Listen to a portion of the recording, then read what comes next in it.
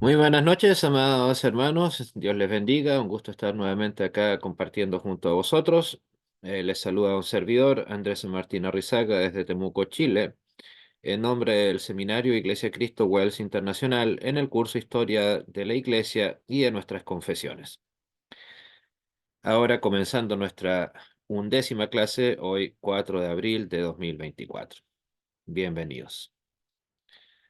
Bueno, eh, continuando de manera sistemática con el estudio de otra de nuestras confesiones, tenemos tal vez la más extensa y de nivel más teológico ampliamente aceptada por el luteranismo. Me refiero a la apología de la Confesión de Augsburgo. También, al igual que la Confesión de Augsburgo de 1530, fue redactada por Philippe Melanchthon. Eh, esta Como lo dice el nombre, el título, es en efecto una apología, una defensa de la Confesión de Augsburgo. ¿Por qué? Porque la Confesión de Augsburgo había sido totalmente rechazada, lo cual, como lo comentamos en la clase en donde se trataba el tema, era más que esperable, insisto, fue un ejercicio retórico presentar la Confesión de Augsburgo. Pese a que yo, como nuevamente lo comentaba, eh, creo que fueron sumamente diplomáticos nuestros antepasados en la fe, en la redacción de la Confesión de Habsburgo, pero a pesar de lo licuada que podríamos decir que fue la Confesión de Habsburgo, como era más que presumible, fue rechazada rotundamente por los representantes del emperador y del Vaticano. Insisto, eso no fue una sorpresa, no es que para Melanchthon, Lutero, ni los que estuvieron allá haya sido una desilusión. No. Creo que en sí era un mérito bastante grande el hecho de que se aceptara haberla leído y que además eso sirvió para qué? Para que se diera lugar a este otro documento en donde más aún los príncipes protestantes se atrevieron, como se dice hoy en día, a salir del closet, a dejar claro quiénes estaban con el luteranismo, con los herejes o seguían pegados al Vaticano. En ese sentido, tal vez sirvió más desde un punto de vista estratégico, para tener claro quiénes estaban con nosotros y quiénes no. Y claramente la, la aclaración, digamos, llamémoslo así, fue bastante, creo, tranquilizadora para nuestros antepasados en la fe. Yo creo que ni en sus mejores deseos encontraban la posibilidad de recibir un apoyo tan abrumador como el que la confesión de Augsburgo tuvo. O sea, insisto, el tema era un trabajo de ver simplemente quiénes estaban y quiénes no.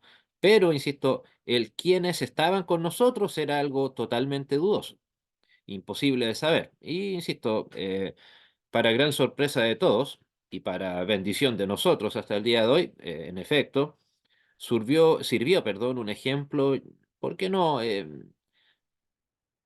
Emocional, publicitario, o sea, de dejar en claro que la cosa ya iba en serio. Por lo tanto, al Vaticano y a su gente no le quedaba otra opción que rechazar la confesión de Augsburgo. O sea, ¿se imaginan al Vaticano aceptando algo que no hayan redactado ellos mismos? Es más, no se me viene a la mente un documento doctrinal oficial en donde el Vaticano haya aceptado, ok, redacten ustedes y nosotros aceptamos. Algunos tal vez en contraparte a nosotros dirán, pero bueno, el año 1999 se firmó la llamada Declaración Conjunta sobre la Doctrina de la Fe, pero esa fue un documento corredactado. No es que simple y sencillamente el Vaticano se quedó esperando a ver qué decían los luteranos, o los herejes luteranos, digamos, de la Federación, eh, y, ok, veamos qué pasa. No, para nada. Fue, insisto, un trabajo totalmente conjunto, aberrantemente conjunto, demasiado. Pero, insisto, eso nos demuestra la pauta que ha tenido el Vaticano cuando se trata del debate doctrinal. Ellos no ponen en debate sus temáticas, ellos simplemente las imponen o buscan tal vez en el mejor de los casos una manera diplomática de hacer creer que ellos están conversando. Eso pasa en todo ámbito de cosas en donde el Vaticano esté vinculado, o sea, ya sea hasta cosas cotidianas como los cultos ecuménicos que lamentablemente se realizan probablemente en todas las ciudades en donde estamos nosotros aquí representando indirectamente. Y bueno, recordemos, apología significa defensa. En este caso, había que defender la confesión de Augsburgo, pero también desde una perspectiva, perdón, mayormente mediática.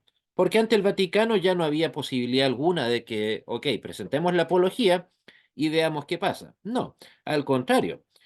Creo lo que hicieron, a buena hora, por cierto, nuestros antepasados luteranos ahí, fue apagar el incendio con benzina. ¿Por qué? Porque tomaron el mismo texto, la base del mismo texto, la Confesión de Augsburgo, y lo multiplicaron por 5 por 6 en cantidad, en profundidad, o sea, es un documento mucho más potente. Espero que eso ya lo hayan visto. Tanto, insisto, en que enfatiza las temáticas de manera mucho más detallada, así como en el hecho de que es mucho más extenso. Basta abrir el libro de Concordia para darse cuenta, este es un documento de unas 180 páginas, mientras el- la confesión de Augsburgo propiamente tal son, ¿cuánto? No alcanzan a ser 30, creo. Y obviamente, como lo dice ahí, es mucho más detallada que la confesión. No contradice nada, por supuesto, simplemente profundiza y aborda temas que en la confesión de Augsburgo no se trataron.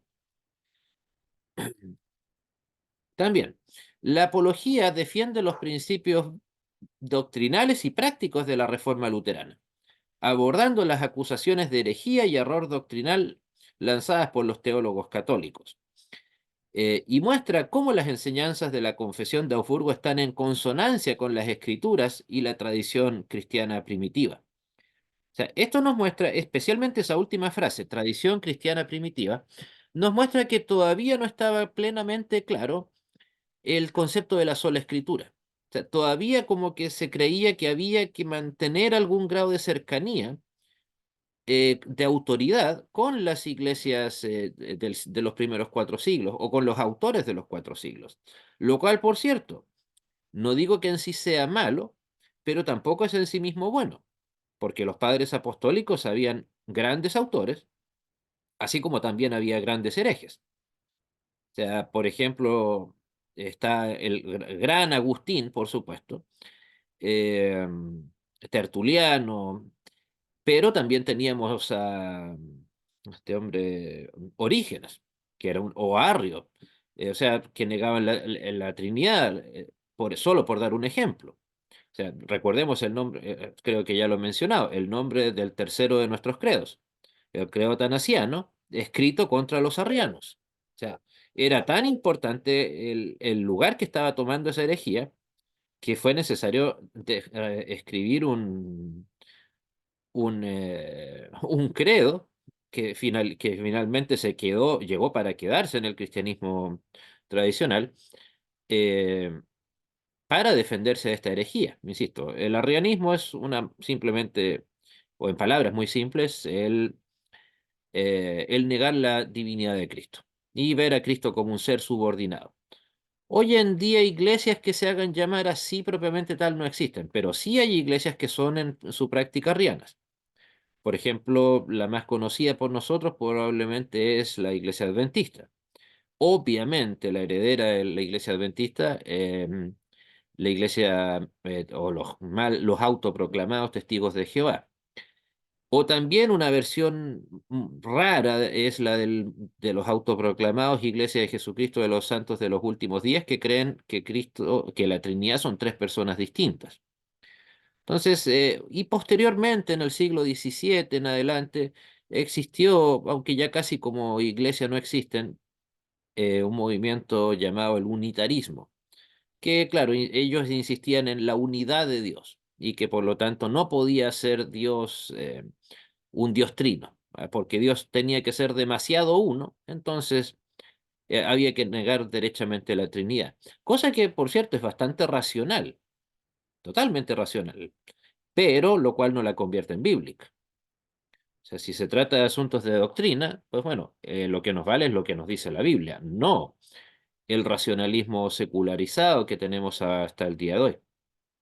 Entonces, este párrafo que les acabo de comentar nos deja claro, insisto, de que había ya una doctrina luterana forjada, que estaba tomando una forma propia, eh, que ya había divisiones dentro del luteranismo y que era necesario dejar claros cuáles eran el error doctrinal. O sea, ¿y por qué digo aquí que está vinculado dentro del mundo protestante o luterano en este caso? Porque hasta como lo dice el mismo prefacio al Catecismo Menor de Lutero, o sea, ya había gente que se estaba haciendo sus guiños con el Vaticano. Entonces, ¿por qué no creer que también eso mismo estaba pasando aquí a la altura de, de este documento? Probablemente que sí. También muestra cómo las enseñanzas de la Confesión de Augsburgo están en consonancia, insisto, con las escrituras y la tradición cristiana primitiva. O sea, lo que nos tiene que importar de todas maneras, más allá de lo que haya dicho el padre A o el padre B, es si eso tiene consonancia con las escrituras. Insisto, sí, porque si nos quedamos, ok, le damos importancia a los padres de la iglesia como fuente de doctrina. Claro, insisto, podemos encontrarnos con Agustín, podemos encontrarnos con Tertuliano, Justino Mártir, etcétera. Pero, ¿y qué pasa con los que no eran como ellos? Que los eran tantos como los eran los ortodoxos, digamos. O sea, los herejes eran tantos como los no herejes. ¿No? El cristianismo, recordemos, precisamente a causa del gnosticismo, estuvo a poco de morir en el siglo II. Por eso insisto, tomar una fuente de autoridad externa a la Biblia yo lo llamaría simplemente peligroso. No digo malo, por cierto, no, pero sí peligroso.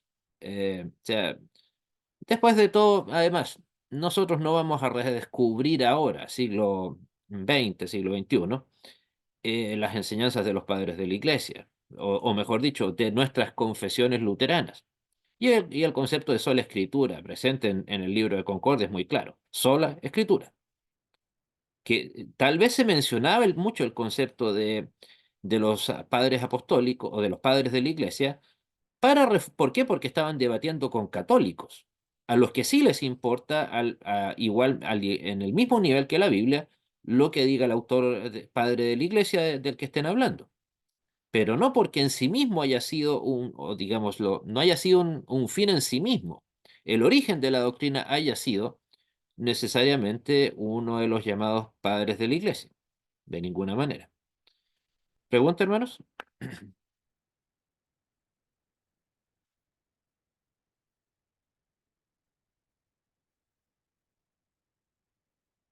Bueno. Dígame, hermano Eduardo. Sí, profesor, bueno, ya con el rechazo de la Confesión de Augsburgo, me quedó claro los dos puntos que refuerza la apología, pero ya teníamos obviamente una línea luterana por lo menos estabilizada, ya había iglesias. O sea, el fundamento mayor era defender la doctrina, porque si había sido rechazado una vez en mi contexto, un segundo rechazo era prácticamente inminente. ¿Cuál era el fundamento básico del reforzamiento de la doctrina? Porque rechazando una vez, yo creo que iba a ser rechazado nuevamente, quizás por la institución católica o por aquellos que estaban recibiendo la apología. O sea, acláreme cuál era el fundamento exacto para poder defender con la apología, sabiendo que el rechazo hubiera sido inminente. O sea, el rechazo no solamente era inminente, sino era casi obligatorio. Imagínense que no hubiesen rechazado la apología de la Confesión de Augsburgo los amigos del Vaticano. Se habrían estado desautorizando a sí mismos. O sea, en realidad el nombre apología, insisto, es porque se está defendiendo el texto, pero no defendiéndolo necesariamente de los ataques del Vaticano. ¿Por qué? Porque ya no había nada que hacer al respecto. O sea, ya el quiebre estaba marcado. O Simplemente aquí se quiso hacer una profundización de las temáticas de la confesión. No es que se haya pretendido llevar a un nuevo debate, porque de hecho nunca lo hubo. O sea, aquí no es que se hayan estado preparando, ¿saben, hermanos católicos o amigos católicos? Queremos llevar a cabo un nuevo debate y aquí hay un nuevo texto para que analicen. No. Aquí también este documento podría decirse que es más intraluterano. O sea, nosotros creemos. En el primero declararon lo que los luteranos creen. Bueno, nos dieron con la puerta en la cara, como era esperable. Ahora entonces preocupémonos de nosotros, de manera interna. Fortalezcámonos nosotros. Hicimos algo bastante licuado, como la confesión de Augsburgo, ahora demos algo potente, mucho más detallado, como lo decía. Eh, entonces, no se trata, digamos, como que lo hayan defendido ante el Vaticano, sino más que todo ante nosotros mismos, para fortalecer más la fe de nuestros hermanos, que obviamente la mayoría no eran teólogos. O sea, es cierto, habían adherido a las doctrinas de la Reforma, pero eso no los convertía en teólogos. Y en este caso había que, claro, encargarse de que la gente conociera en la mayor profundidad posible de nuestras doctrinas. Y si nos quedamos simplemente con la confesión de Augsburgo, tal vez la única respuesta que la gente iba a ver era simplemente, ok, nosotros hablamos, el Vaticano nos envió de vuelta al infierno y hasta ahí nomás quedó el tema. Entonces, insisto, esto demuestra aquí que había una intención ya de seguir ratificando que somos una iglesia independiente de lo que opine o diga el Vaticano y que ya tenemos un cuerpo tanto doctrinal como jerárquico que no le tiene que deber explicaciones a nadie. Pero no que haya sido, insisto, pensado en defendernos del Vaticano. Insisto, ¿por qué? Porque aunque nos hubiéramos defendido de la mejor manera posible, y de hecho lo hicieron, no habría tenido sentido alguno. Insisto, haga sin necesidad de ser historiador o teólogo, cualquier persona, un análisis en toda la historia de la humanidad donde el Vaticano haya dicho, me equivoqué, estuve mal. O sea, tácitamente lo han dicho, incluso con Lutero, pero de ahí a que eso se convierta en un cambio en el aparataje vaticano, cero. Por ejemplo, tanto que se ha hablado de este hombre, de este curita, ¿cómo se llama el argentino? Bergoglio.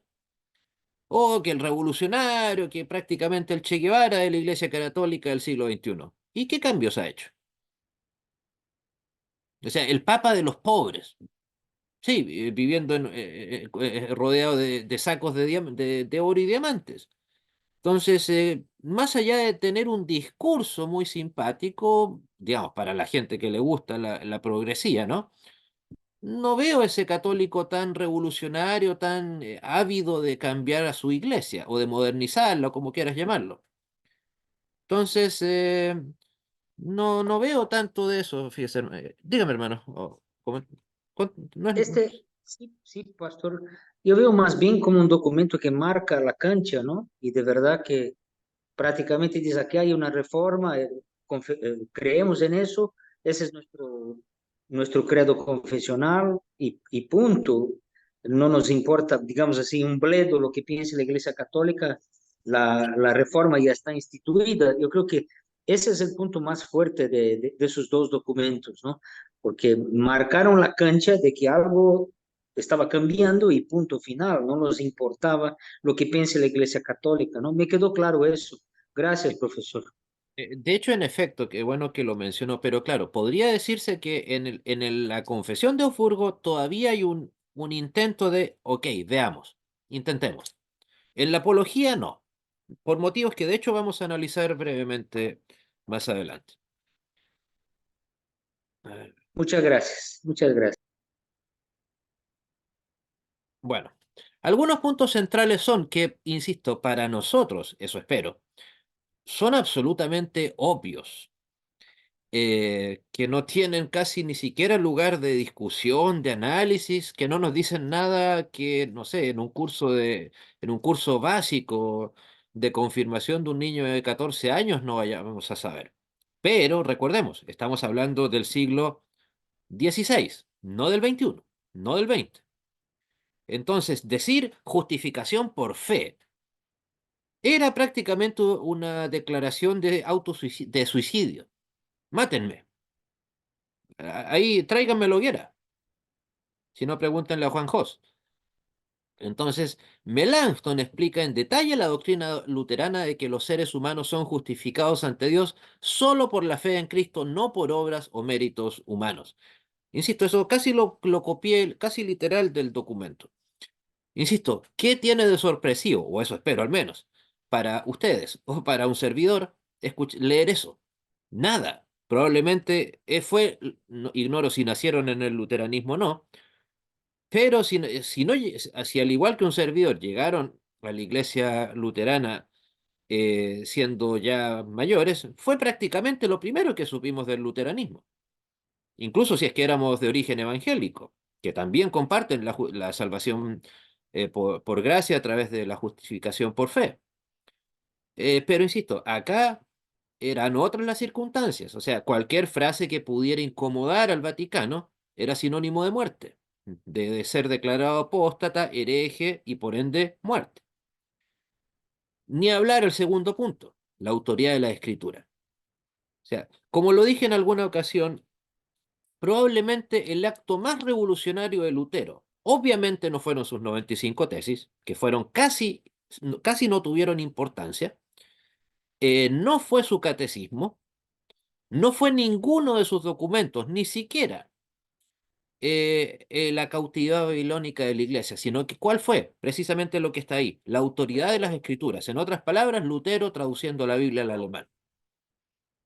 Yo creo que ni siquiera el mismo Lutero pensó remotamente en, por un lado, la debacle que eso le significaba al Vaticano, pero por otro lado, la gloriosa avalancha de cambio de pensamiento en la gente, en creyentes, luteranos o no. O sea, ahora ya no resultaba tan absurdo la idea de tener la Biblia en mi propio idioma. ¿Por qué no? O sea, recordemos en ese sentido, los hispanoparlantes fuimos bastante bendecidos porque la Biblia fue traducida completamente al castellano antes que al inglés. Imagínense, o sea, la diferencia es que Casiodoro de Reina, al traducir la llamada Biblia del Oso, a diferencia de lo que le pasó a la Comisión King James en Inglaterra, él tenía la Inquisición encima.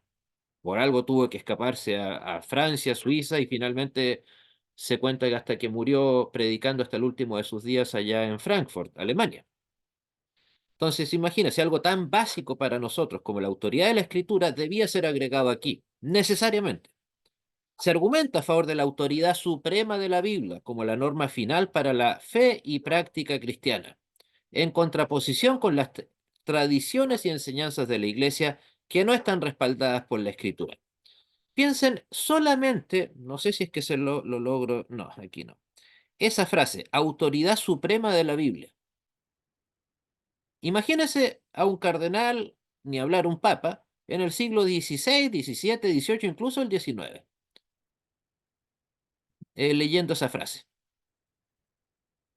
Sea, no sé, me encantaría verla, a ver, pagaría por ver cómo que un santo padre, digamos, leyera esa frase y entendiera lo que importaba para eso. O sea, si hay autoridad suprema, en este caso la Biblia, ¿cuál autoridad desaparece? Per se sine qua non.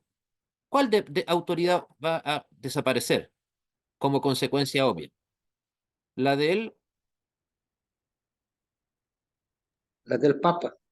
del Papa, magisterio, el clero, etcétera, etcétera, etcétera.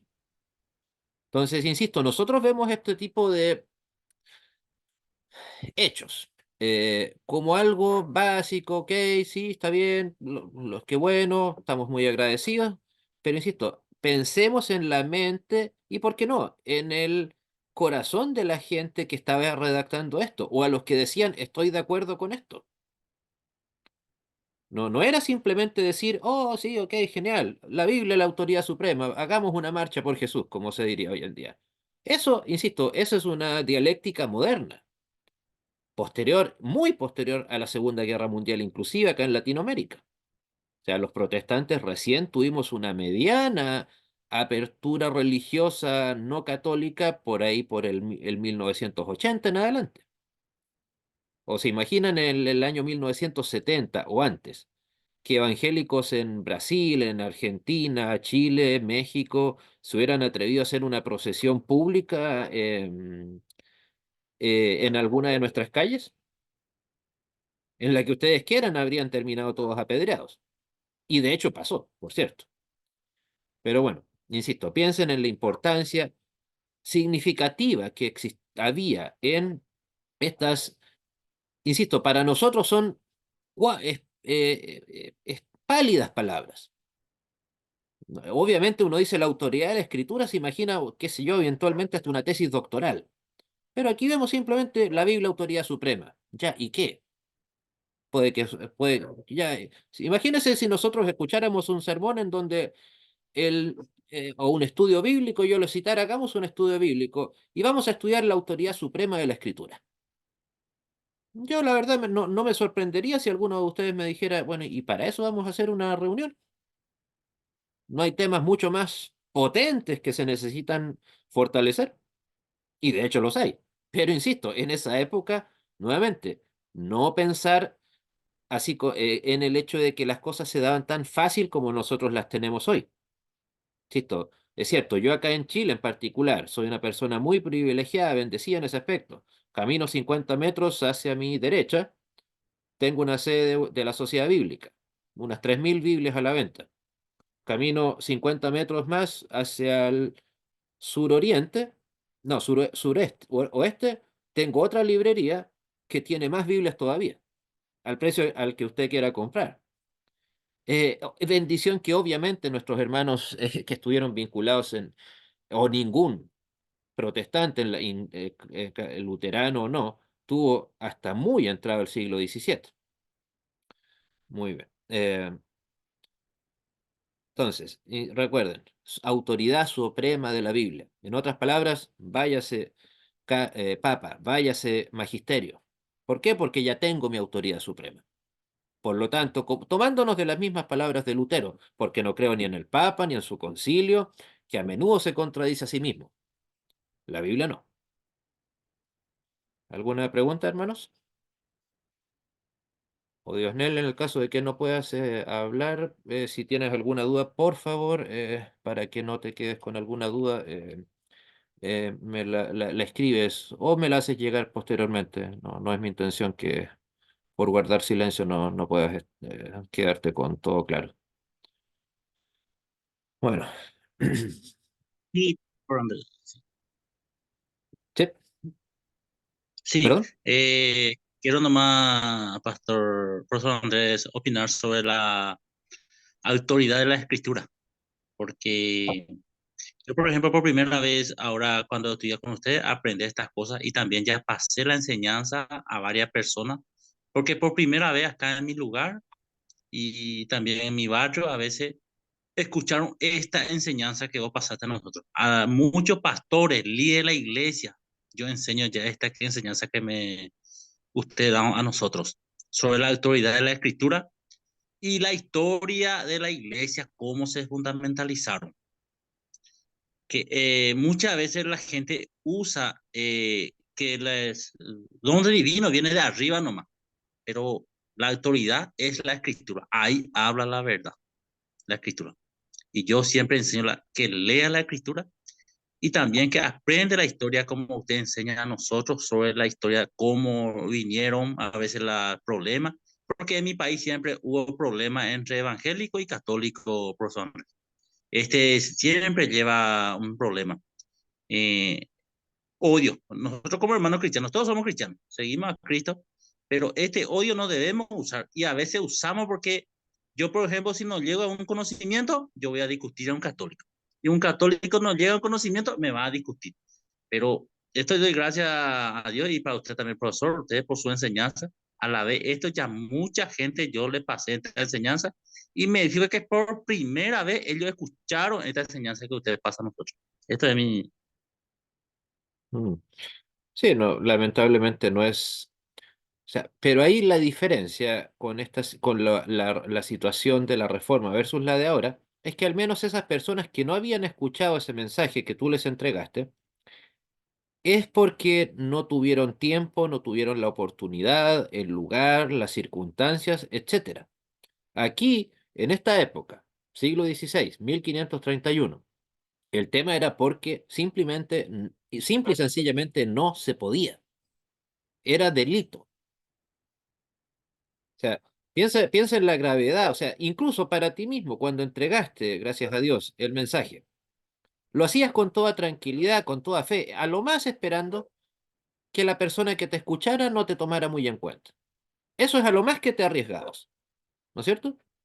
Pero a lo más que se arriesgaban ellos, eran a la hoguera.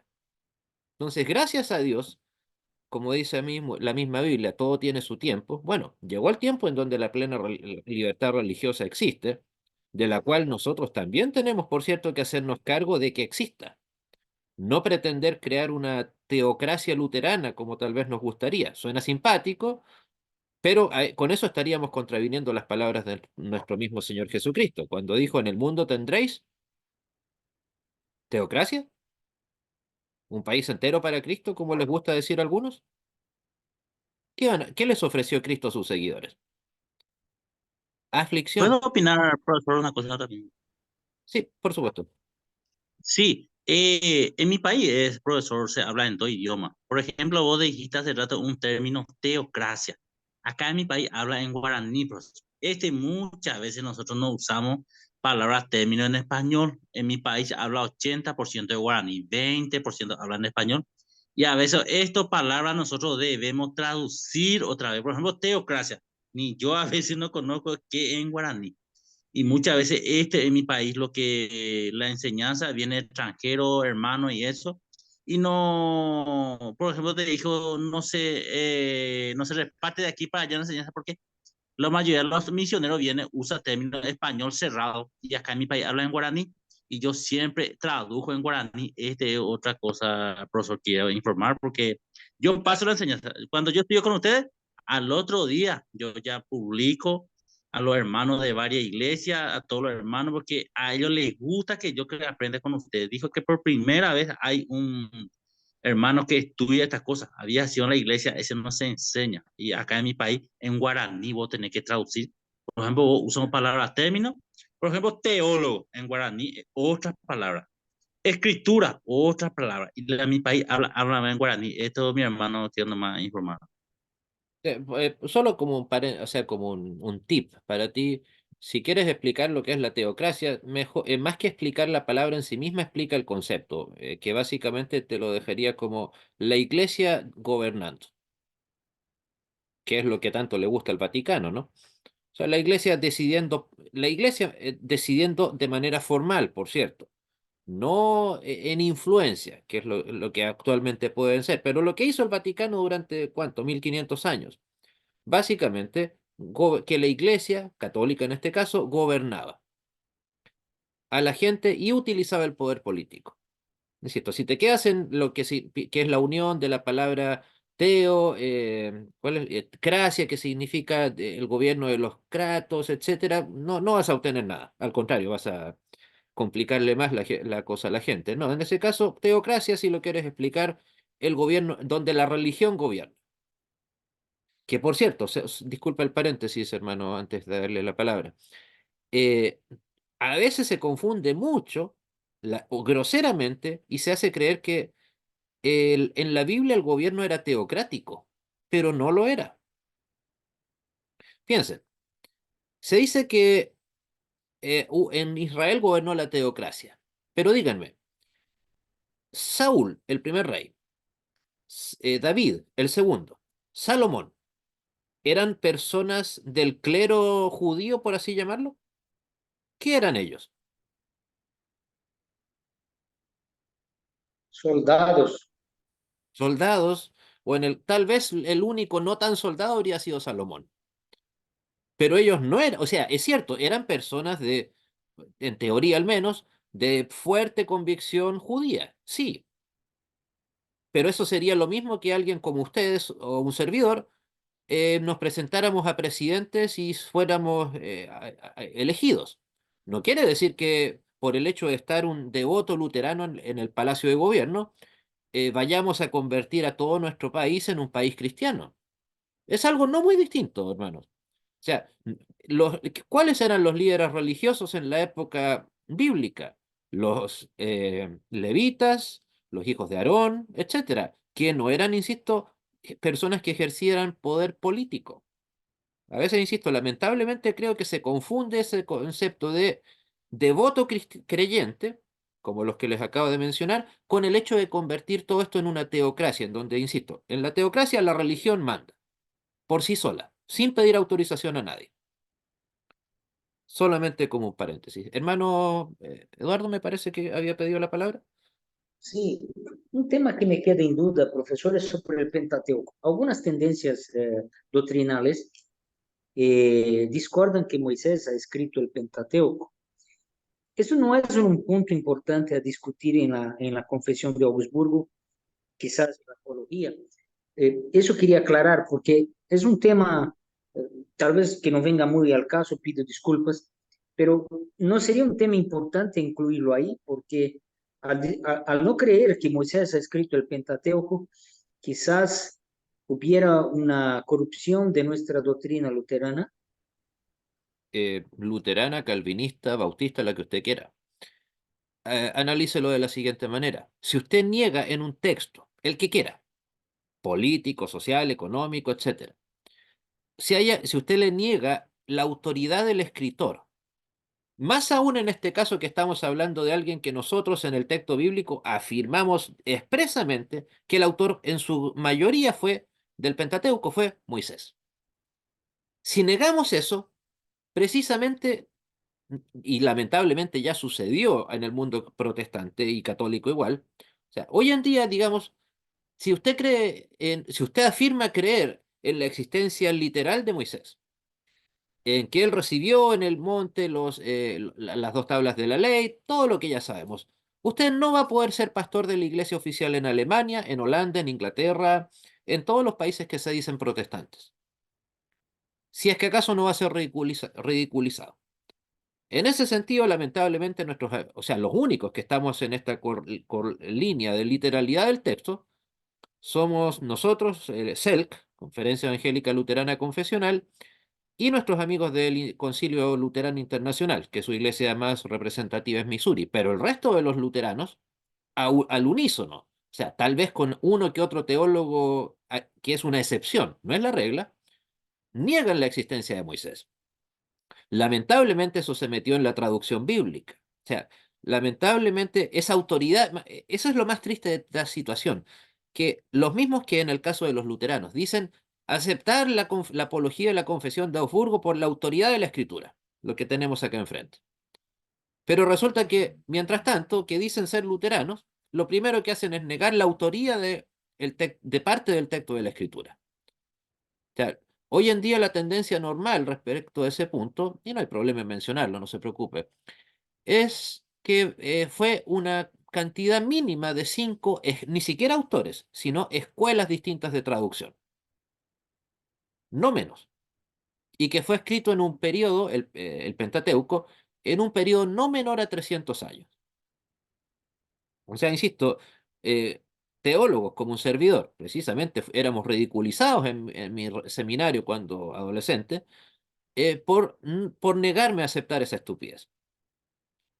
Insisto, o sea, ¿en qué se basan? Es que en tal parte del texto se utiliza la palabra Jehová, en otra palabra, o Yahvé, en la otra la palabra Elohim, etcétera. Y entonces eso significa que hay tres escuelas de escritura distintas. Pero hoy en día, insisto, teológicamente hablando en el mundo amplio, por llamarlo así, cristiano, es casi un suicidio intelectual. No, insisto, si usted es alemán y quiere ser pastor de la iglesia oficial alemana, y se le ocurre decir que usted cree en la autoría mosaica del Pentateuco, se van a encargar de que usted no llegue al pastorado, y mucho menos a escribir o a ser profesor universitario. Pero precisamente, o sea, ellos ¿Por qué digo yo que es? Y por ahí voy a buscar una charla, hermano, que no se me olvide enviársela, en donde hablé sobre la importancia de la autoría, de creer en la autoría de lo que nos dice el texto. Uno, nosotros decimos creer en el texto bíblico, por lo tanto, ¿por qué no vamos a creer en el texto que el autor, o sea, el mismo texto nos dice cuál fue su autor? O es cuando, por ejemplo, en Mateo se nos dice la gente, estos teólogos liberales, que, eh, que los evangelios, los cuatro evangelios, no les interesa hacer la historia de Jesús. ¿Cómo que no? ¿Cómo comienza Mateo 1:1? Libro de la genealogía de Jesús. ¿Y qué es una genealogía? Un estudio histórico. O sea, lo que busca es precisamente mantener la historia desde, básicamente desde Adán hasta Jesús mismo. Insisto, lamentablemente estas escuelas de ultraliberales se adueñaron de toda la teología cristiana, insisto, salvo excepciones, o sea, disculpando la autoflagelación. Teólogos como su servidor en el mundo tradicional teológico somos vistos simplemente como un par de chiflados, no como una excepción que ojalá no existiese, tristemente. Bueno, insisto, pero el punto es, para no olvidarlo, es que si usted niega la autoría de un personaje en el texto, ¿por qué no va a negar todo lo demás? Si el texto dice Moisés, ¿por qué no va a creer entonces que jamás llegaron las dos tablas? ¿Por qué no? Si me pongo por sobre el texto en sí mismo, ¿cómo no voy a atreverme a ser tan osado para decir, bueno, no, los 10 mandamientos, ¿qué importa? O cuando se habla respecto de ciertos pecados, no, no, es que esto hay que darle una interpretación distinta porque los tiempos han cambiado, etcétera, etcétera, etcétera. Todo lo que sustenta el liberalismo ético-moral. Bueno. También se habla el papel de los ministros, en este caso lo que hoy llamamos pastores. Todavía no se utilizaba con mucha claridad el concepto de pastor, por eso se habla todavía de ministros. Y esa explica el papel del ministerio pastoral y la autoridad de los predicadores del Evangelio, enfatizando su llamado a proclamar la palabra de Dios y organizar los sacramentos de acuerdo con las Escrituras. Ahí nuevamente una frase tal vez un tanto dura. Otro garrotazo a la Iglesia Católica Apostólica Romana. El papel del ministerio pastoral y la autoridad de los predicadores del Evangelio, enfatizando su llamado a proclamar la palabra de Dios, no la palabra de la Iglesia, no a representar eh, la autoridad de la Santa Madre Iglesia, no, sino todo de acuerdo a las Escrituras. O sea, por eso es que la redacción de la Apología de la Confesión de Augsburgo ya ratificaba que había un mundo, llamémoslo así, del cual defenderse. En otras palabras, había ya una iglesia autónoma. Y precisamente para que haya una iglesia autónoma, tiene necesariamente que haber una iglesia de la cual estamos saliendo. O sea, es cierto, desde un punto de vista histórico no tenemos nada que decir respecto de la historia de que el Vaticano existe antes que el luteranismo, por supuesto. Pero ¿qué es lo que le va a importar, le debería importar a cualquier cristiano? ¿La cronología o la palabra? ¿El calendario o la palabra? Y tristemente a nuestros amigos católicos pareciera que lo único que les interesa es, insisto, el calendario, la supuesta antigüedad, etcétera. Y obviamente la autoridad de los padres de la iglesia. Insisto, aquí ya había claramente si ya se hablaba de ministros, eso significa que ya había personas que no lo eran. Por lo tanto, se puede decir aquí que había un tipo de grupo apartado expresamente para servir a tiempo completo en la iglesia. O sea, de hecho, ya algo de eso se podía ver en el catecismo menor. Recordemos, ¿por qué? ¿Por qué se escribió el catecismo menor? Porque los pastores precisamente estaban incumpliendo su labor. Aquí, insisto, vemos que esto ya no solamente se ve fortalecido, sino ya derechamente ratificado. Insisto, un garrotazo tras otro a la Iglesia Católica Romana. Y se enfatiza el concepto de fe unido a justificación. Un concepto que, por supuesto, por el Vaticano fue deplorado durante siglos. Pero curiosamente, no sé si bien nuestro, la verdad que lo que diga el Vaticano me tiene sin cuidado, pero finalmente, no sé si habrá sido simplemente una cuestión de, eh, no sé, un exceso de confianza, vaya a saber uno qué le pasó a este hombre, pero Ratzinger, que en ese momento ya era Benedicto XVI, él declaró que la justificación por fe de Lutero era correcta. De hecho, voy a buscar la cita ahí, la envío después al grupo. Pero Ratzinger se refirió en unas palabras, pero tan halagüeñas, al mismo Lutero, o sea, palabras que ni siquiera un evangélico le he escuchado mencionar. Pero básicamente el resumen de todo era que la teología cristiana se reducía ¿a qué? A todo lo que conduce a la causa de Cristo. Pero eso, más allá de ser una muestra, creo yo, del cambio en el Vaticano, es otra de sus tantas muestras de su fracaso y de su hipocresía.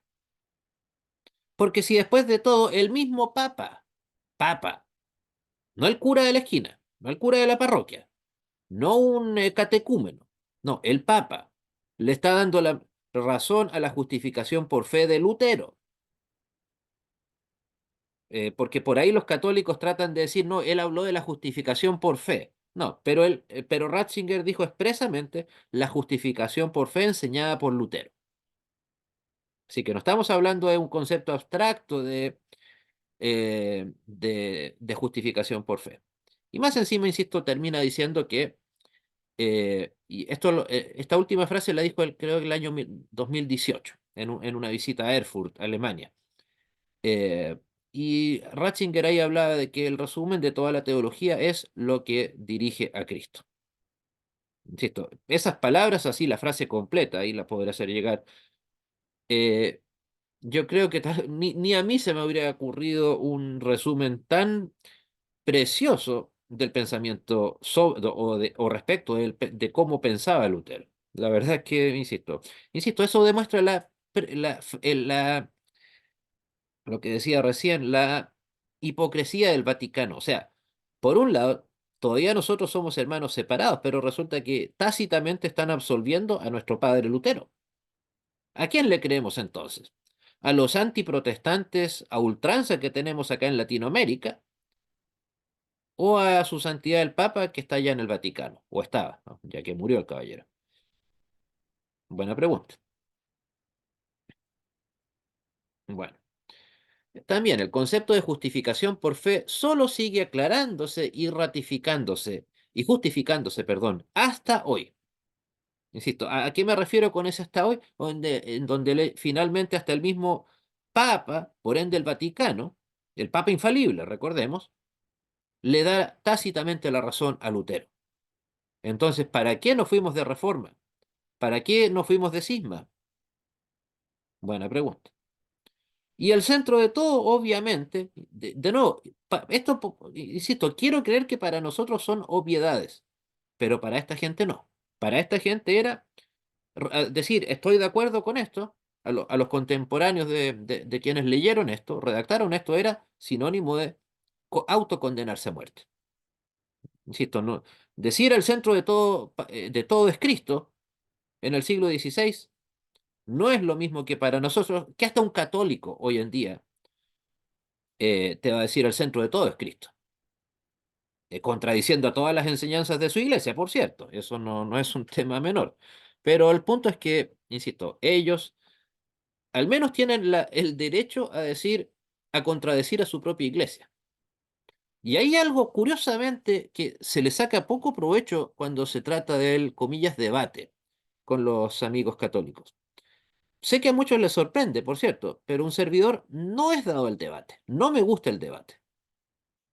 Bien saben la animadversión que tengo sobre ciertas iglesias protestantes, ni hablar el catolicismo, pero el debate no se me da bien, no me gusta. No, se me ha invitado a debates con católicos este último tiempo y bastante. La verdad que yo respetuosamente digo, No por un tema necesariamente de conocimiento más o conocimiento menos, simplemente no es lo mío.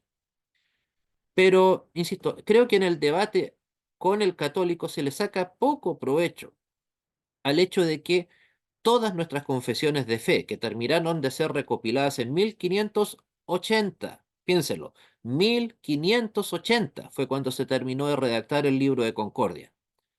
¿Y qué tanto ha cambiado la doctrina luterana hasta el día de hoy? Por favor, respóndanme en voz alta. Nada, nada, no cambió nada. La luterana Absoluta, absolutamente. absolutamente nada. En cambio, ¿cuál es el ente máximo para tomar decisiones eclesiásticas en el Vaticano? ¿Cómo se le llama a esa reunión que ellos tienen? Concilio. Los últimos fueron el Concilio Vaticano I, me parece que fue en 1890 por ahí, Concilio Vaticano II en 1965, hasta el 77 creo. El más famoso fue el Concilio de Trento, para reaccionar a la Reforma en 1550 creo. O sea, pero prácticamente, ¿para qué se hacen esos concilios? Para cambiar la iglesia. O sea, el católico de hoy, siglo XXI, no comparte a plenitud las doctrinas que enseñaba su Santa Madre Iglesia en la época de Lutero. O sea, la Inmaculada Concepción de María es un invento moderno del Concilio Vaticano I. La infalibilidad papal también. Y así otras tantas doctrinas que han surgido dentro del catolicismo romano. Pero por eso la pregunta, ¿cuántas doctrinas a la luz de nuestras escrituras, de nuestras confesiones, han cambiado? Absolutamente ninguna. Ninguna.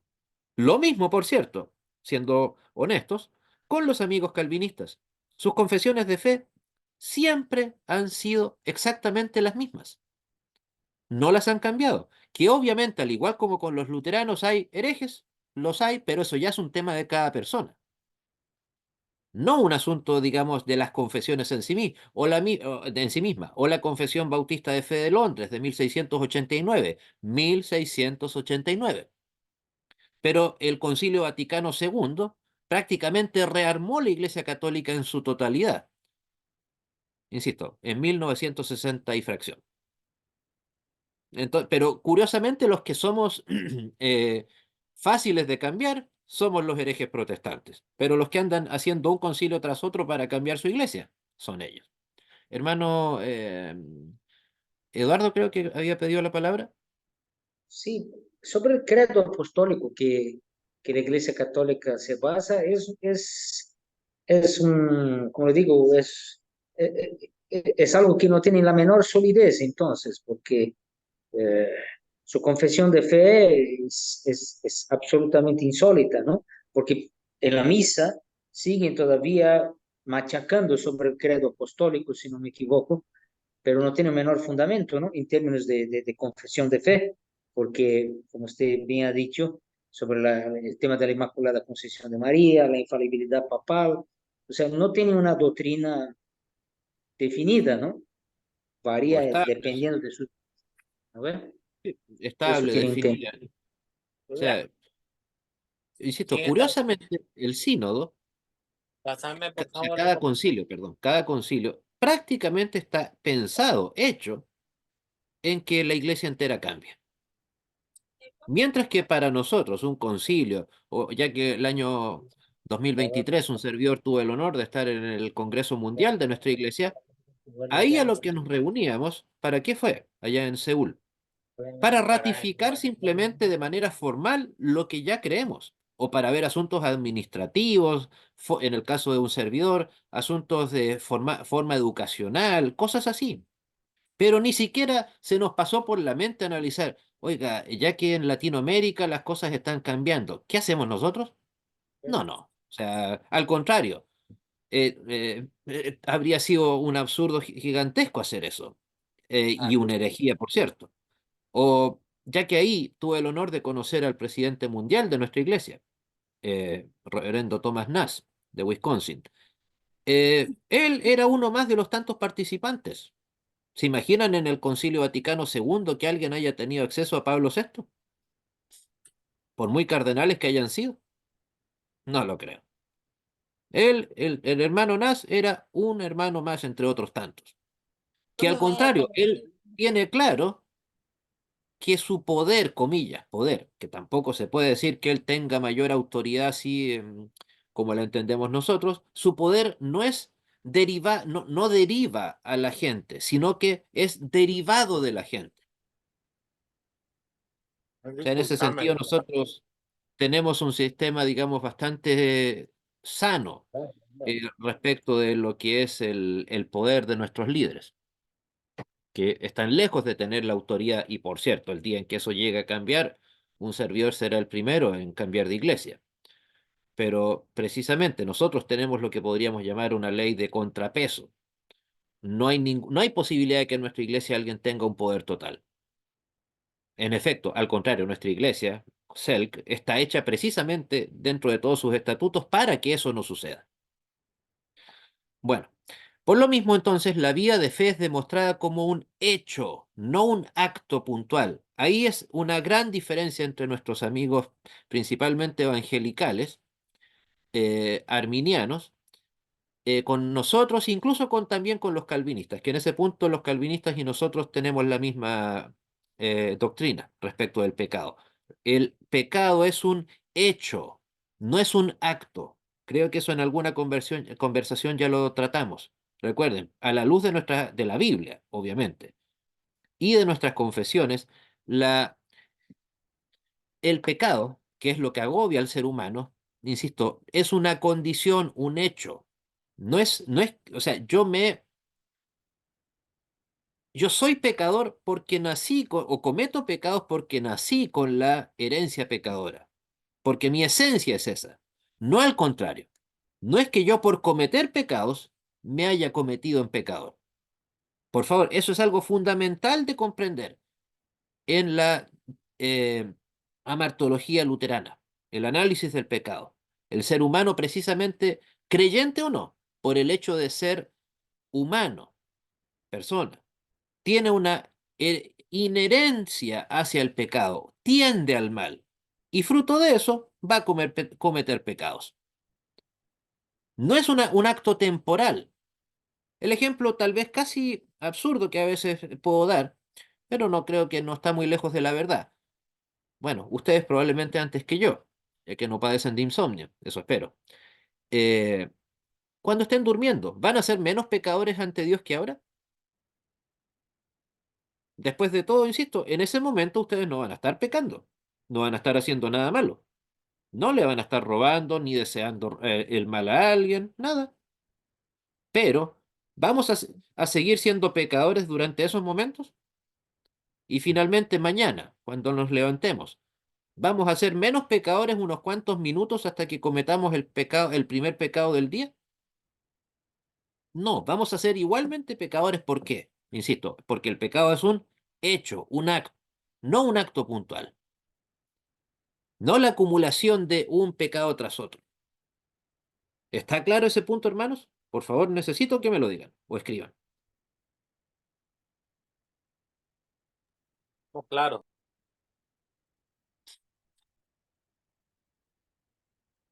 Eh, Ok, insisto, recordemos, esa es la gran diferencia entre la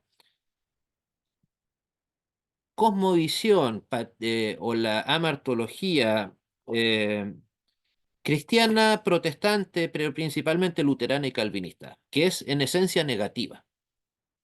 Eh, Insisto, ver al ser humano como un ser permanentemente pecador. ¿Por qué? No porque sus actos sean siempre permanentemente malos, sino ¿por qué? Porque su esencia lo es. Por eso no hay lugar para la santificación posicional, como se le llama, que es la que más caracteriza a los amigos pentecostales. O sea, que en un momento estoy en el A de la santidad con la intención, el fin, de llegar al punto Z, por llamarlo de alguna manera. O sea, no, usted es tan santo ahora como lo fue el día en que conoció de Cristo y esperemos el día en que Dios le llama a su presencia, usted o yo. Pero, y lo triste, casi como conclusión de esta clase, es que a pesar de todo lo mencionado, de todas estas doctrinas que nos han separado con el Vaticano desde aquella época, es que lo que más debe haber sulfurado, molestado a a la Iglesia romana, es el tema de la importancia del sacerdocio y el concepto de iglesia. Por eso, a ver, no sé si hermano Diosnel alcanza a leer lo que dice aquí. No sé si, o si puede activar su micrófono, no lo sé. ¿Sí? Por favor, le escucho. ¿Qué es la iglesia? Pero la iglesia no es solo una comunidad del objeto. Está ahí tu imagen, profesor Andrés, no. Pero la iglesia no es solo una comunidad de objeto, ese no puedo leer, de ritos como otros gobiernos, sino que es sobre todo comunidad de la fe y del Espíritu Santo en los corazones, aunque posee señales exteriores para que se le pueda conocer la pura doctrina del Evangelio y la administración de los sacramentos conforme al Evangelio de Cristo. Y a esta iglesia solo le llama cuerpo de Cristo, pues Cristo la renueva con su espíritu y lo santifica y gobierna, como dice Pablo, Efesios 1:22, siguiente, cuando declara, y los dio por cabeza sobre todas las cosas a la iglesia, la cual es su cuerpo, la plenitud de aquel que todo lo que llena en todo.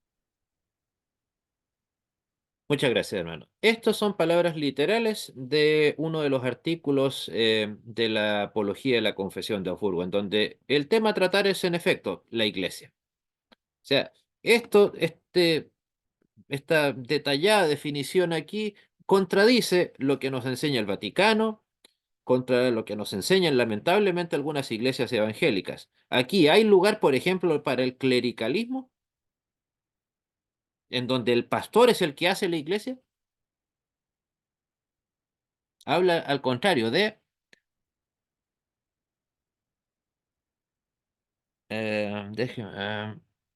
habla de cuerpo de Cristo, eh, que enseña la pura doctrina del Evangelio, que posee señales exteriores. ¿En dónde está la necesidad? No digo que no sea importante, por supuesto que es importante, fundamental, pero no al nivel de que lo que algunas iglesias nos enseñan, de que sin pastor no hay iglesia. O sea, pero la frase ahí más importante, creo yo, para definirlo es que es sobre todo la comunidad de la fe y del Espíritu Santo en los corazones. Entonces, según estas mismas palabras, de nuevo, no hay lugar para el Papa, tampoco para el clericalismo católico y evangélico. Como lo comentamos creo que en la primera clase, el motivo por el cual lamentablemente tuvimos que tener nuestra separación con el Sínodo de Missouri y el Concilio Luterano Internacional fue precisamente eclesiológico. ¿Qué era la iglesia? Para nosotros, o sea, esto, insisto, esto fue el año 61. ILS, el otro sínodo en Estados Unidos, ya lo había hecho el 57. Pero lo que causó esto fue, insisto, el concepto no cristológico, no soteriológico, no es que, por eso es que no debemos tener problema en llamar cristianos a nuestros amigos de Missouri, no, pero sí el tema aquí es eclesiológico. ¿Qué es la iglesia? Para ellos, lamentablemente, es el pastor y su congregación, o más bien, más que y su congregación, es el pastor liderando su congregación, versus que para nosotros es, hasta lo podríamos reducir en la frase que está ahí, la comunidad de fe. ¿Necesitamos de acuerdo a eso un pastor? Y comunidad de fe y del Espíritu Santo en los corazones. No gracias al pastor que está dirigiendo. Que tiene signo, ok, lo demás, insisto, ya es un detalle un poco más extenso, nada más. Se le llama cuerpo de Cristo, pues Cristo la renueva con su espíritu, no con sus pastores. Y lo santifica. ¿Quién? El espíritu, no los pastores. O sea, esto tal vez aquí no lo menciona o sea, no lo menciona expresamente, pero creo que Si mal no recuerdo, fue nuestro hermano Luis el que lo mencionó en la clase 1. ¿Cuál era el concepto de iglesia de acuerdo a, a la Biblia? Dos o tres congregados en mi nombre. No el pastor, o sea, eso lo podemos encontrar en la Biblia, digamos. Creo que eso fue exacto, casi las palabras de, me parece, de nuestro hermano Luis. En la Biblia, o sea, en la Biblia encontramos ese concepto, dos o tres congregados en mi nombre. Eso es iglesia, punto. Nada del pastor dirigiendo a su iglesia. Por muy importante que el pastor sea, el pastor debe estar, debe existir. Debe haber un pastor que guíe a las ovejas en la medida en que esto es necesario. Insisto, si no podemos llegar a esos groseros errores, por ahora errores, que cometen algunos miembros del Concilio Luterano Internacional acá en Latinoamérica. ¿Por qué no decirlo? Christian Rautenberg, que es un alto mando en la iglesia del Concilio Luterano Internacional en Argentina, que es la iglesia más grande que tienen acá en Latinoamérica, que yo en alguna ocasión, cuando él todavía en Chile, le pregunté, casi ingenuamente, casi como una pregunta, casi que sonaba estúpida. Le dije, entonces si no hay un pastor, o sea, no, perdón, le dije, entonces si alguien encuentra una Biblia en un lugar apartado y comienza a enseñar correctamente la doctrina, y las demás personas llegan al mensaje, al mismo mensaje, ese mensaje no es válido porque no fue entregado o llevado a cabo bajo la autorización de un pastor, frase que les gusta mucho a ellos, a un pastor válidamente ordenado. Y él me dijo, insisto, para mi gran y triste sorpresa fue no. No hay ahí una verdadera iglesia, según, insisto, palabras de él, no mías. Piénselo, o sea, a lo que nos puede llevar una, comilla, simple definición, que es la iglesia. Para usted y para mí, lo obvio, dos o tres congregados en mi nombre. Para ellos, el pastor liderando su congregación. Hermano Eduardo. Yo creo que eso es un tema que en el luteranismo quedó muy claro, porque los grupos sembradores tienen semejante o mayor importancia que las iglesias definitivamente reconocidas. ¿Por qué le digo eso? Porque como sembrador, uno tiene las mismas responsabilidades de educar, de compartir la palabra y predicar y compartir el evangelio. Simplemente ser reconocido como una iglesia luterana es una responsabilidad mayor administrativa dentro de un consenso doctrinal, pero el valor es el mismo. Entonces, yo creo que eso dentro del luteranismo nuestro confesional es algo que quedó muy claro. No hay mayor ni menor, todos son servidores y simplemente se van aumentando responsabilidades, pero un sembrador, su grupo sembrador es una iglesia visible tanto cuanto una iglesia, digamos, entre comillas, institucionalizada como luterana confesional. ¿O estoy en lo equivocado, pastor? Insisto, que remitámonos a las palabras de Cristo, o de Pablo, perdón, dos o tres Dos o congregados en mi tres. nombre. Punto. Estoy de acuerdo. Incluso si es que no hay un sembrador dirigiéndola. O sea, supongamos que Sí. se da la situación, ya sea por un tema de salud, el problema que usted quiera, y no hay el que está pertinentemente preparado para ser el líder, no puede ejercer ese liderazgo. Ojalá no suceda, Ujú. no. Pero según eso, insisto, dos o tres congregados en mi nombre, ni siquiera da a entender ese versículo, ni minúsculamente la necesidad de un mega líder. Insisto, Exactamente. para los que escuchen por ahí de mis amigos de Missouri, gente de Dios, por cierto, cuidado con eso. Hombres de Dios que han servido grandemente a Cristo, que de hecho han difundido la fe luterana confesional en gran manera. Entre esos, el mismo del libro de Concordia está a cargo de ellos. No insisto, no les estoy, comillas, negando la salvación, ni mucho menos. Pero lamentablemente en ese punto no puedo darles la razón. Insisto, dos o tres congregados en mi nombre. Insisto, si nos preguntan, ¿qué otro versículo puede decirse que fue la primera frase que describe lo que es la iglesia? Única y exclusivamente ese. Por ahí nos van a salir, obviamente, los católicos con esa barrabasada de que tú eres Pedro y sobre esta roca edificaré mi iglesia. Mm. Pero estas palabras fueron dichas hacia Pedro, o sea, perdón, fueron dichas ante Pedro, no hacia, cuidado, delante de Pedro, no hacia Pedro, pero estas palabras de 2 o 3 congregados en mi nombre fueron dichas antes. O sea, ya había iglesia, según eso mismo, antes de Pedro. Interesante punto, que obviamente nuestros amigos católicos romanos no lo toman en cuenta. Pero respecto del punto de nuestros amigos de Missouri, que insisto, lamento que exista esta diferencia. Y por cierto, hay que ser muy honestos, no todos están de acuerdo.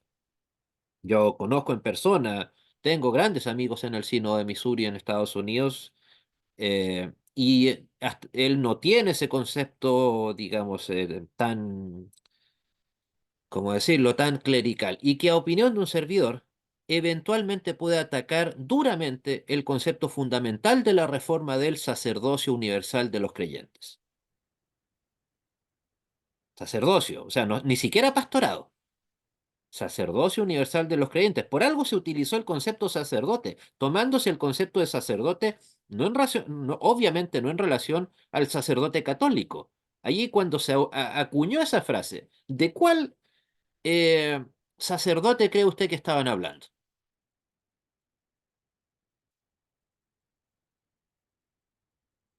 Del judío, pues. O sea, alguien que tenía para el aparataje judío un rol mucho más importante que un sacerdote católico en el Vaticano. Un sacerdote en el Vaticano es uno más entre miles, si acaso no millones. En cambio, ¿cuántos sacerdotes había simultáneamente en la iglesia del Antiguo Testamento, en la religión del Antiguo Testamento? Sumo sacerdote había uno, y sus sacerdotes, qué sé yo, uno por cada pueblo, estaban por entre medio los rabí, etcétera, pero también era un cargo muy escaso. Entonces, literalmente la reforma, insisto, tanto luterana como y perfeccionado también, hay que ser honestos en eso, por el calvinismo, después por la iglesia en Inglaterra, cuanto más lo profundizaron, pero insisto, ahí nos dejaron claro las bases. El sacerdocio es de todo creyente, no solamente del pastor. Nosotros somos iglesia no a causa del pastor, sino que al contrario, el pastor es pastor a causa de nosotros. ¿El pastor qué cosa es? No es el que lidera la iglesia. El pastor es quién. De un Servidor, punto, pero desde un punto de vista incluso netamente de campo, no, ¿cómo llamarlo? Rural. ¿Quién es el pastor en el mundo rural? ¿El dueño de la hacienda? No, ¿quién es? El que cuida es un las ovejas. empleado, un servidor, Pero por, sí. pero por sobre todo es el que cuida las ovejas. Por eso, de Sí. hecho, nuestra iglesia no tiene como pastor a un cargo permanente, sino que al contrario, es un cargo totalmente revocable. O sea, claramente como en la práctica al pastor se le sigue diciendo así siempre. Pero si alguien, por ejemplo, y así de exagerado es, si alguien, por ejemplo, en nuestra iglesia decide tomarse un año sabático para dedicarse a cosas personales, muy legítimo, obviamente, él deja de ser para efectos formales un pastor de nuestra iglesia. O, por ejemplo, si un pastor está de pastor en Wisconsin y decide ir como profesor, qué sé yo, a la iglesia en Colombia, a colaborar con Academia Cristo acá, en Latinoamérica, él deja de ser temporalmente pastor. ¿Por qué? Porque pastor, nuevamente, es el que cuida las ovejas, no el que recibió alguna vez una especie de manto sagrado y tiene, digamos, al estilo casi católico. Insisto, lamentablemente creo que nuestros amigos, buenos amigos católicos de Missouri, casi incurren en faltar a esa doctrina del sacerdocio universal de los creyentes. Insisto, creo que incluso la situación en vez de mejorar, ha empeorado. O sea, eso fue uno de los temas que nos llevó al cisma en 1961, pero hoy en día, leyendo los textos del actual presidente de Missouri, el pastor Harrison, perdón, el reverendo Harrison, reverendo doctor, para ser más exhaustivo, la cosa va de mal en peor. sea, esa iglesia clericalista que tal vez estábamos criticando hace 20 años, hoy en día es mucho más clericalista, tristemente. Y creo que en Latinoamérica la situación es aún peor, lamentablemente. Pero insisto, no estoy diciendo que la gente de CLI y de Missouri no, que no estén, no tengan salvación, que no sean parte de la iglesia de Cristo, no, no. O del cuerpo de Cristo, no. Lamentablemente en ese punto estamos cada vez más lejos de ellos. Pero insisto, siendo honestos también, me consta de primera mano que hay no pocas voces que no están de acuerdo con ese concepto tan clericalista de pastor que ellos en Missouri tienen. Bueno, entonces, finalmente, disculpen el tiempo. La Apología de la Confesión de Habsburgo es un texto fundamental en la historia del luteranismo y del protestantismo en general. No solamente proporciona una defensa sólida de las creencias luteranas, sino que también contribuye significativamente al desarrollo teológico de la Reforma. Y sigue siendo relevante, obviamente, para el estudio y frena el diálogo ecuménico en la actualidad. ¿Por qué para un servidor es importante que este documento frene el mal llamado diálogo ecuménico actual? Porque nos dice, cuidado, no nos podemos mover de aquí. Nuestras confesiones ya existen. Usted, señor San Martín, usted, señor, ¿cómo se llamaba? Brad Krause, perdón, no, a ver, ¿cómo se llamaba el expresidente de la Federación Luterana Mundial? Pero era de apellido Krause, perdón, el que firmó el aberrante declaración conjunta sobre la doctrina de la fe. El que existan documentos como este nos dice, cuidado, hasta aquí nada más llega el diálogo. Ahora simplemente lo que compete es la defensa, la apología. Por eso es tan importante que existan confesiones de fe claras como esta, evidentes, que no se presten a interpretación. Claro, evidentemente gente no luterana nos va a decir, y de hecho lo hace, pero ¿y cómo entonces la mayoría de los luteranos aquí y luteranos allá? Sí, pero bueno, la diferencia es que aquí tenemos una base objetiva para decir, mientras estos luteranos están dialogando con el Vaticano, están negando nuestras confesiones. Hay una base objetiva, no hay lugar aquí para decir, sí, es que podría conversarse, es que esto fue hace 500 años, ¿para qué vamos a seguir enojados? No, precisamente ¿por qué tenemos que, comillas, seguir enojados, peleados si lo quiere? Porque los textos están ahí, no los podemos, no estamos para cambiarlos o para relativizarlos. Y lo que hace precisamente la Federación Luterana Mundial y las iglesias del movimiento ecuménico, es decir, estos documentos son para el siglo XVI y por ende hay que relativizarlos. Dios nos libre de tal afrenta. Muy bien, un servidor que es a disposición de vuestras consultas. Espero no haberlos aburrido demasiado.